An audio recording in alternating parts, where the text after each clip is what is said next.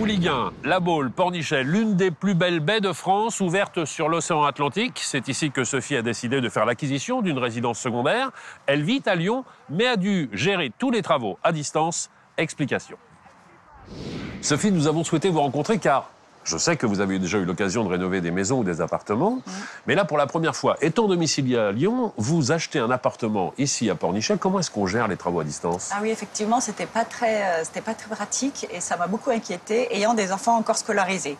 Et puis mon agent immobilier m'a parlé et m'a recommandé la maison des travaux. Je les ai rencontrés dans leur agence. Oui. Et j'étais séduite par cette proposition. C'était vraiment très pratique et confortable pour moi. On peut dire que ça vous a facilité la vie? Ah oui, j'avais d'un seul coup tout un réseau d'artisans à 2 pas de chez moi et qui avaient l'habitude de travailler ensemble. Nous allons rencontrer Olivier qui dirige l'agence de La Baule et il va nous expliquer concrètement tous les travaux qui ont été réalisés ici. Avec je vous en prie, plaisir. Sophie.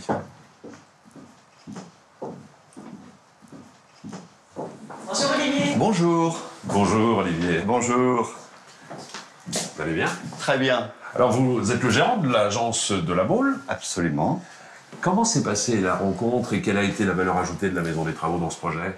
Eh bien, Sophie m'a contacté il y a presque 1 an après l'achat de son appartement.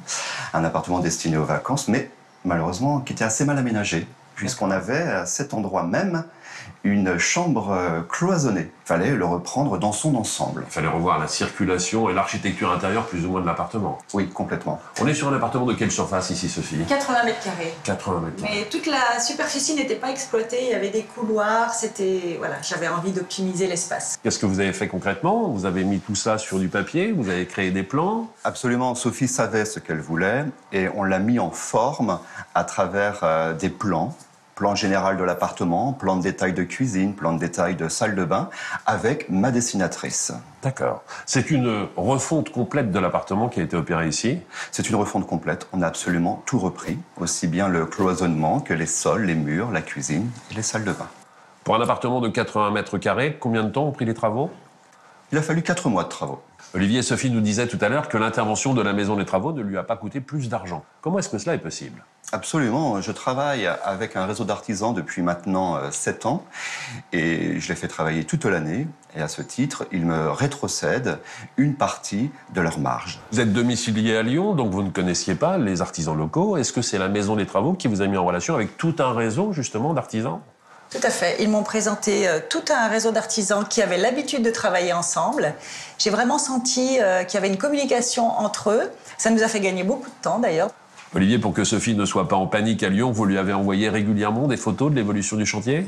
Oui, absolument. J'ai demandé aux artisans de prendre en photo leurs différentes interventions tout au long des travaux, ce qui a permis à travers des mails de pouvoir communiquer et montrer le travail que les artisans ont effectué. Combien de corps de métier ont travaillé ici? Alors 6 métiers sont représentés ici, en corps d'état séparés, qu'il s'agisse d'un menuisier, d'un carreleur, d'un électricien, d'un plombier, d'un cuisiniste ou d'un menuisier. Très bien. Alors moi, j'ai relevé effectivement quelques belles astuces en matière de décoration. Quand on est dans une petite surface, mieux vaut optimiser chaque centimètre carré.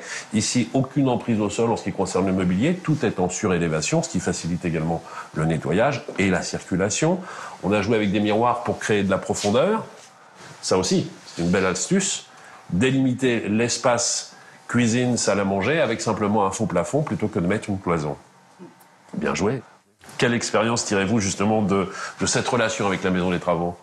Eh bien, ça a été une expérience plutôt positive. Et si l'occasion m'en est donnée, et je le souhaite, je recommencerai. Merci à vous de nous avoir accueillis ici. Merci beaucoup. Merci.